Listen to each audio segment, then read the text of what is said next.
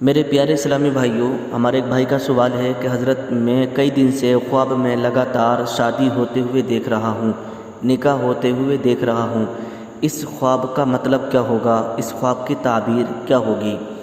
تو آئیے اس خواب کی تعبیر کی طرف چلتے ہیں، لیکن اس سے پہلے ہم آپ کے سامنے ایک بات اور رکھتے ہیں کہ اگر خواب آپ نے صبح کے وقت میں یعنی فجر کے وقت میں دیکھا ہے، طلوع صبح صادق کے وقت میں آپ نے دیکھا ہے، تو آپ کے خواب کی تعبیر ٹھیک ہوگی، آپ کا خواب کی تعبیر صحیح ہوگی۔ اور اگر آپ نے خواب رات کے شروع حصے میں دیکھ لیا یا آدھی رات میں دیکھ لیا تو ایسے خواب کا کوئی اعتبار نہیں ہوتا۔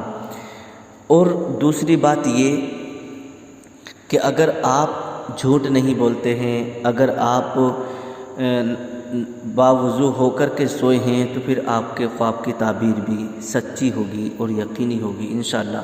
لیکن آئیے آپ اپنے خواب کی تعبیر سنیں۔ اگر کوئی شخص، علامہ فیض احمد اویسی صاحب لکھتے ہیں کہ اگر کوئی شخص خواب میں شادی ہوتے ہوئے دیکھے، نکاح ہوتے ہوئے دیکھے، تو اس خواب کی تعبیر یہ ہوگی، اس خواب کا مطلب یہ ہوگا کہ اس کو غیب سے دولت حاصل ہوگی، اس کے لیے غیب سے روزی کا انتظام ہوگا۔ اگر اس کے گھر میں محتاجی ہوگی، فقیری ہوگی، غریبی ہوگی، تو وہ چند ہی دنوں میں انشاءاللہ دور ہو جائے گی۔